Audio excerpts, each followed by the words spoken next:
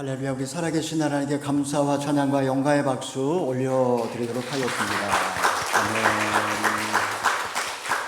아멘. 네, 우리 주초에 광고 말씀 드렸던 것처럼 오늘 비전 헌금은 우리 교회 개척을 하시는 서성광 목사님을 위해서 함께 드리도록 하겠습니다. 기도로 준비해 주시기를 바라고요. 오늘 오후 1시에 파워웨이브 우리 중고등부에서 야외 예배를 우리 교회 잔디밭에서 드리게 됩니다. 우리 자녀들 보시면 축복해 주시고요. 또 다음 세대 예배가 온전히 회복될 수 있도록 계속 기도해 주시기를 바랍니다. 우리 잠깐 기도하고 말씀을 나누도록 하겠습니다. 자비로우신 하나님 아버지, 말세를 살아가는 오늘날 우리에게 시대의 징조를 분별할 수 있는 지혜를 허락하여 주시고, 이 세상의 풍조를 쫓지 않고 아버지 하나님의 뜻을 쫓아 주의 백성으로 살아갈 수 있도록 인도하여 주시옵소서. 이 시간에 말씀하옵소서. 듣겠나이다. 예수님의 이름으로 기도하옵나이다. 아멘. 이 시간에 저는 큰 날의 임할 전쟁이라는 제목으로 오늘 말씀을 함께 나누어 보기를 원합니다. 인류의 4대 발명품이라고 한다면 화약과 나침반, 인쇄술과 종이, 이 모두 다 중국에서 나왔습니다. 그 중에서 화약은 9세기에 숯과 유황을 섞어서 불로장생의 영약을 실험하는 과정에서 우연히 만들어진 게 화약입니다. 근데 중국에서 이 화약을 무기로 사용한 것은 AD 10세기 당나라 말이었으니까 로마 시대에는 화약이라는 것 자체가 없었습니다. 사도 요한의 눈에 비치는 환상, 유황과 불과 연기를 뿜어내는 이 무시무시한 괴물의 모습, 아마 그렇게 보였을 것임에 분명합니다. 30년 전에 영화 로보캅의 주인공 머피는 킬러 로봇입니다. 감정을 말소하지 않은 프로그램이 실수로 삽입되어 정체성의 혼란에 빠집니다. 방아쇠를 당길 때마다 인간처럼 양심의 가책을 느끼고 머뭇거리게 됩니다. 2010년에 개봉한 스페이스 오디세이라는 영화는 로봇이 인간을 살상하는 그런 내용을 담고 있습니다. 최근의 기술의 발달로 기관총과 AI를 탑재한 살상률 100%의 그 섬뜩한 킬러 로봇이 지금 실전에 배치되고 있습니다. 창세기가 신구약 성경의 서론이라고 한다면 요한계시록은 결론입니다. 성경 66권 전체의 흐름 속에서 요한계시록을 읽어야 우리가 길을 잃지 않습니다. 그 중에서도 특별히 구약의 선지자들이 외쳐온 이 묵시의 말씀을 염두에 두고 요한계시록을 읽어야 합니다. 로마의 박해 아래 소아시아 성도들에게 종말의 징조를 분별할 수 있도록 그들이 이해할 수 있는 상징과 비유로 역사의 마지막을 설명한 게 바로 요한계시록이라고 할 수가 있습니다. 여러분 생각은 어떻습니까? 큰 날에 임할 아마게돈 전쟁은 연월 일시가 정해져 있는 것일까요? 그날 전쟁의 소용돌이에서 도대체 어떤 일이 벌어지게 되는 것일까요? 마지막 큰 날 그 환란에서 과연 인류는 주님께 돌아오고 회개할 것인가 하는 것입니다. 이 시간에 우리는 본문 말씀을 통해서 감당하기 힘든 고난이 인생에 몰아칠 때 우리가 궁극적으로 붙들어야 되는 꿈, 그 비전에 대하여 오늘 여러분과 함께 나누어 보기를 원합니다. 첫 번째는 지정된 연월 일시입니다. 우리 13절의 말씀을 읽어보겠습니다. 시작. 6번째 천사가 나팔을 불었습니다. 그때 나는 하나님 앞에 있는 금제단의 네 뿔에서 울리는 한 음성을 들었습니다. 6번째 나팔이 불릴 때 금제단의 네 뿔에서 한 음성이 들렸습니다. 이곳은 천사가 성도들의 기도를 향로에 담아 하나님께 바치는 곳이었습니다. 성도는 이 세상을 살아가면서 불의와 부조리를 목격하며 상처를 받습니다. 그 심령이 상합니다. 그들은 하나님의 신속한 개입과 구원을 갈망하며 하나님께 탄원을 올려드립니다. 주님께서는 불의로 신음하며 고통당하는 성도들의 탄식을 들으시고 마침내 이제 이 땅 가운데 6번째 재앙을 시작하고 계십니다. AD 64년에 네로가 로마 화제의 방화범으로 몰리자 기독교인들에게 누명을 씌워서 수많은 기독교인들을 죽였습니다. 1923년 일본은 관동 대지진의 희생양으로 조선인들을 학살했습니다. 10년 후인 1933년 독일 의사당의 화재로 전소되는 사건이 일어났습니다. 이때 히틀러는 악랄한 병균에 철퇴를 가하라는 하늘의 계시라고 하면서 정적들과 지식인들을 체포해서 죽였습니다. 이렇게 세상에는 억울하게 죽임을 당하고 원통하게 옥살이하는 그런 사회적인 약자들이 많이 있습니다. 바로 그들의 기도가, 그들의 탄원이 이 세상 가운데 재앙을 불러온다라는 것입니다. 자, 한 맺힌 영혼의 탄원을 들으신 주님은 이제 어떤 명령을 내리시는지 우리 14절의 말씀을 읽어보겠습니다. 시작. 금성이 나팔을 가진 6번째 천사에게 이르기를 큰 강 유프라테에 묶여있는 네 천사를 풀어주어라 하니, 유프라테스 강은 에덴 동산에서 발원해서 세상을 윤택케 한 큰 강이요, 메소포타미아 문명이 발원하게 된 그런 근원이라고 할 수가 있습니다. 당시 로마 제국은 유프라테스 강을 경계로 해서 페르시아의 후신인 파르티안 제국과 대치하고 있었습니다. 파르티안 제국은 그 당시에 세상에서 가장 무서운 기병대를 보유한 그런 제국입니다. 하나님께서는 유프라테스 강에 묶여있던 네 천사를 풀어놓아 이제 본격적인 심판을 시작하시는 것입니다. BC 2100년경에 아브라함이 갈대아 우르를 떠날 당시에 이 유프라테스 강 유역은 울창한 숲과 산림을 이루었습니다. 오늘날 갈대아 우르는 바짝 말라버린 사막에 덩그러니 폐허만 남아 있습니다. 그곳에서 한때 번창했던 바벨론 문명은 세상의 문화, 세상 그 자체를 상징하는 단어입니다. 결박되었던 네 천사가 풀려났다, 이 말은 부조리와 불의로 가득한 세상에 몰락이 이제 본격적으로 임박했다라는 것을 의미합니다. 여러분, 세상의 미래가 어떻게 될까요? 어떤 학자는 인공지능과 유전자 기술의 발달로 삶의 질이 급격하게 향상되고 이제는 죽음조차도 뛰어넘을 수 있을 거라고 주장합니다. 반면에 어떤 학자는 기후변화로 인해서 해수면의 상승과 식량난과 인구의 대이동과 폭동과 전염병의 창궐로 인류는 몰락하고 말 거라고 그렇게 경고합니다. 인간은 불행한 미래에 관심도 없을 뿐만 아니라 다가올 재앙에 대한 어떠한 대책도 지금 마련하지 못하고 있는 상황입니다. 자, 다가올 인류의 문명을 어떻게 몰락을 하게 될까요? 우리 15절과 16절의 말씀을 읽어보겠습니다. 시작. 지정된 연월 일시를 위해 준비된 내 천사가 사람들의 3분의 1을 죽이기 위해 풀려났습니다. 그들이 거느린 마병대의 수는 2억이나 됐는데 나는 그들의 수를 들었습니다. 결박에서 풀려난 내 천사는 하나님의 심판을 수행하기 위하여 준비된 악령을 말합니다.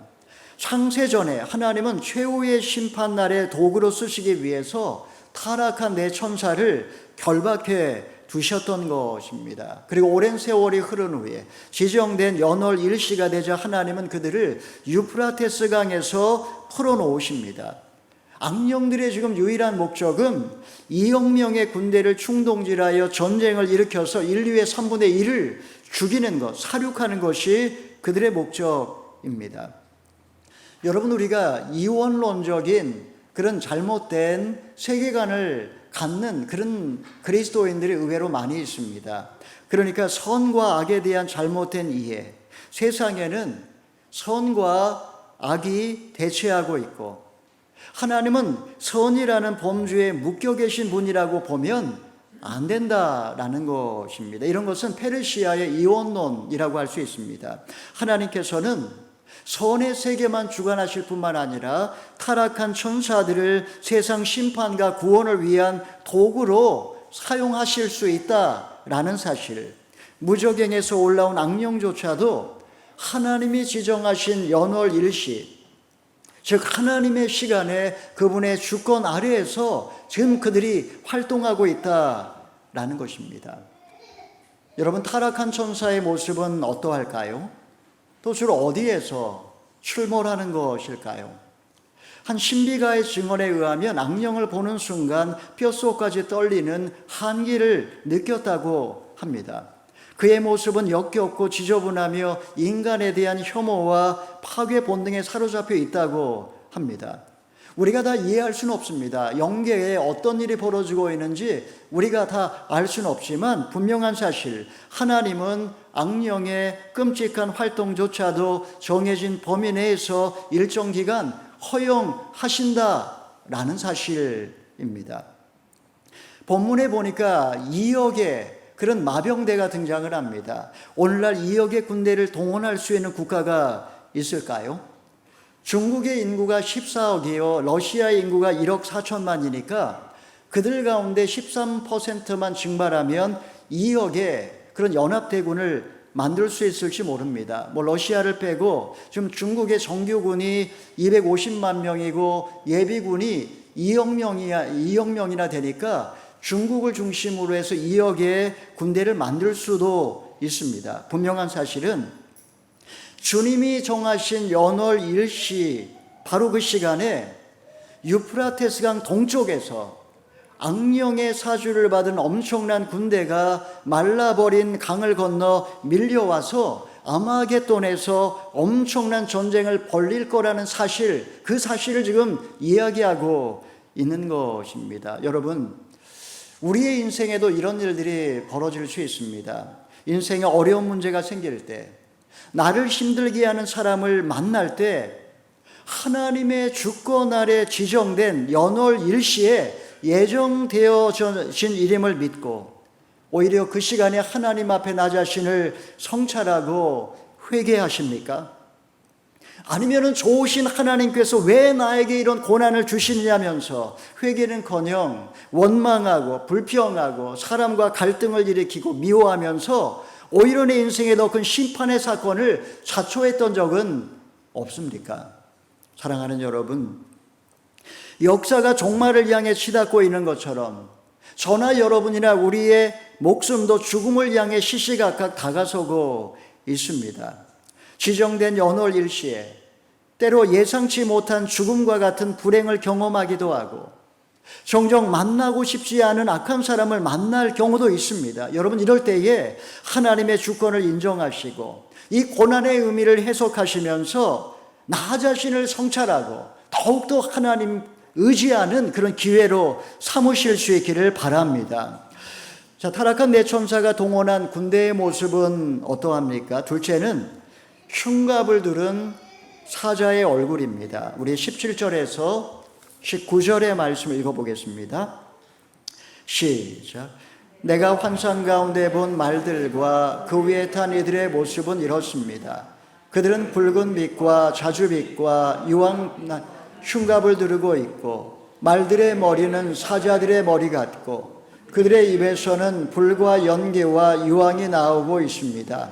이 세 가지 재앙, 곧 말들의 입에서 나오는 불과 연기와 유황으로 인해 사람의 3분의 1이 죽임을 당했습니다. 이는 말들의 힘이 그들의 입과 꼬리에 있고 그들의 꼬리는 뱀과 같으며 또한 꼬리에 머리가 있어 이것들로 사람들을 해쳤기 때문입니다. 2000년 전에 사도 요한의 묘사는 매우 특이하고도 무섭기만 합니다. 여러분, 이것은 오늘날 군대가 운영하고 있는 최첨단 살상 무기임에 틀림없습니다. 지금 철갑을 둘렀다고 했고 그 머리는 사자의 머리를 하고 있다라고 했습니다. 마치 장갑차 또 탱크처럼 그렇게 생긴 것 같기도 합니다. 그런데 그 입에서는 엄청난 화력이 있어서 볼과 연기와 유황이 뿜어져 나와서 수많은 사람을 죽입니다. 그리고 그 꼬리 쪽에 뱀의 머리처럼 생긴 것이 있는데 거기에서도 뭔가가 막 쏟아져 나오면서 수많은 사람을 해치고 있습니다.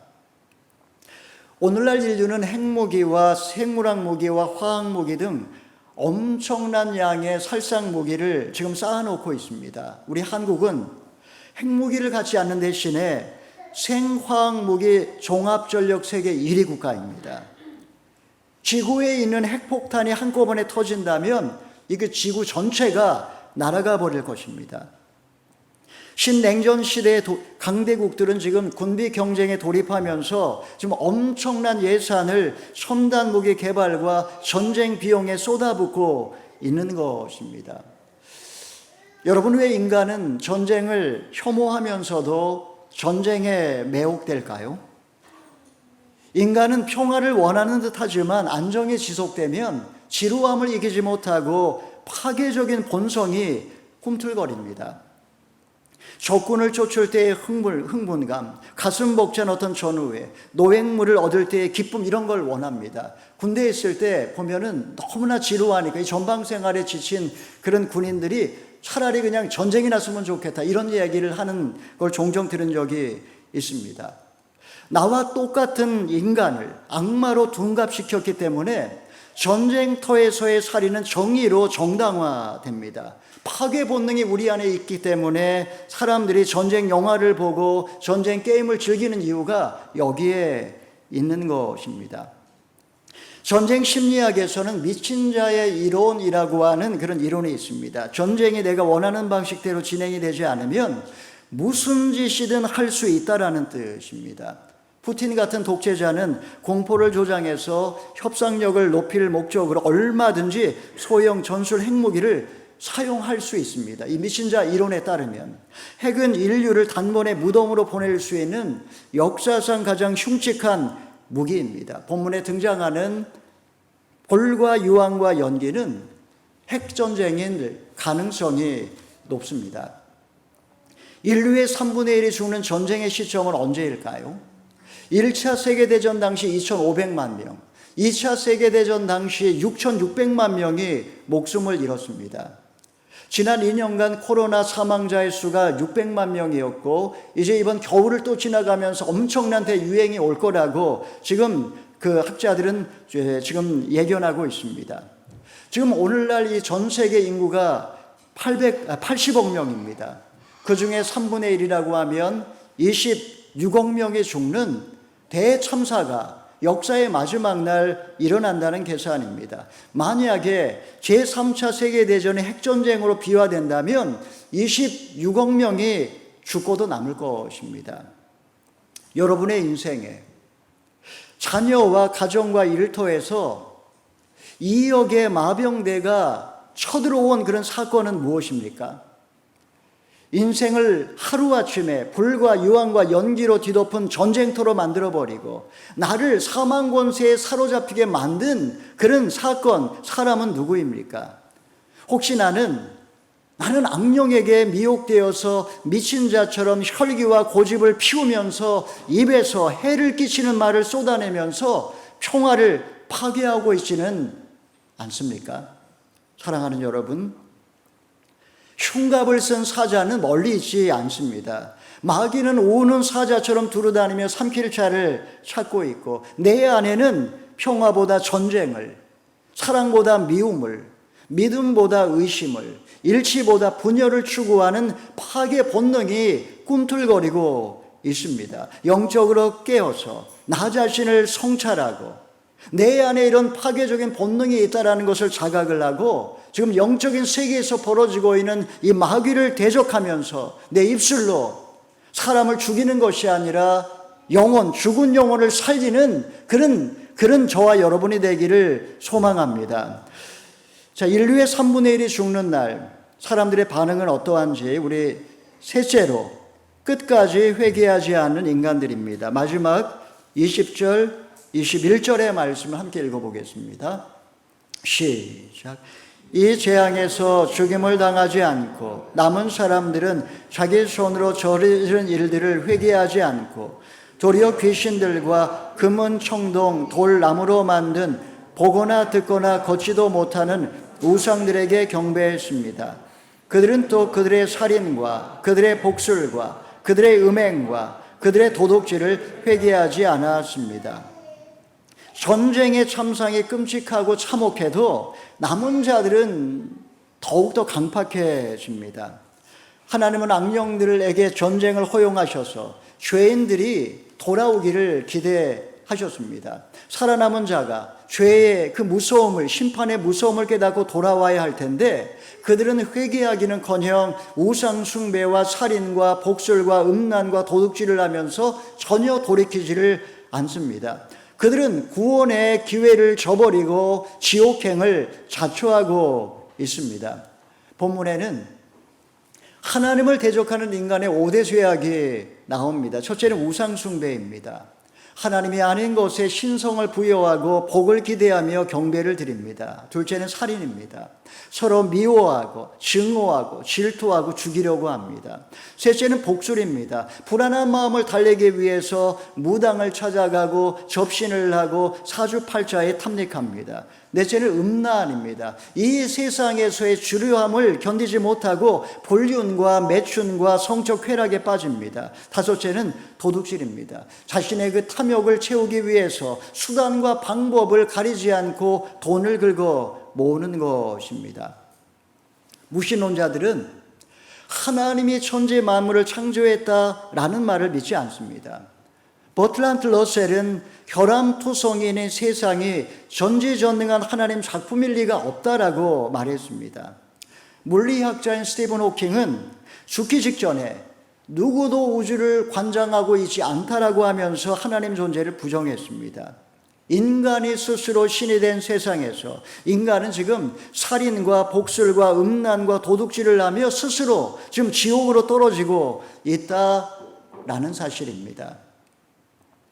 이청준의 소설 낮은 대로 임하소서의 실제 주인공 안요한 목사의 일화입니다. 목사였던 아버지의 강권으로 신학교에 진학한 그는 고민의 나날을 보냅니다. 하나님이 안 믿어졌기 때문입니다. 특히 구약 성경이 그랬습니다. 모세가 지팡이를 던지니 뱀이 되었더라. 지팡이로 바다를 치니 물이 갈라지더라. 결국 그는 신학교를 박차고 나옵니다. 안녕히 계십시오. 하나님은 없습니다. 라고 그는 당당하게 선포하고 세상으로 나옵니다. 그가 다시 신학교로 돌아온 것은 갑작스러운 실명으로 맹인이 된 후였습니다. 지정된 연월 일시에 결박된 네 천사가 풀려나 그의 인생을 물어 뜯으면서 갑작스러운 실명이 찾아와 맹인이 되었습니다. 2억의 마병대가 그의 인생을 짓밟으면서 아내와 자녀도 집을 나갔고 자살을 하려고 했지만 죽을 수도 없었습니다. 그의 나이 37살.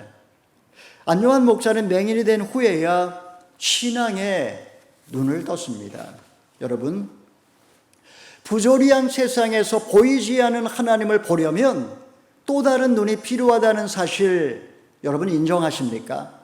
내 삶의 힘든 사건이 계속될 때, 타락한 천사가 나를 만신창으로 짓밟을 때 나는 믿음의 눈을 들어서 하나님을 의지합니까? 아니면 더욱더 마음이 완악해져서 끝까지 내 힘으로 해결하려고 몸부림을 치거나 사람이나 점쟁이를 의지하려고 하지는 않느냐 하는 것입니다. 사랑하는 여러분, 생과 죽음이 등을 마주댄 부조리한 삶, 바로 이것이 우리의 고민이며 보이지 않는 하나님과 전쟁터로 변해가는 세상이 우리의 딜레마입니다.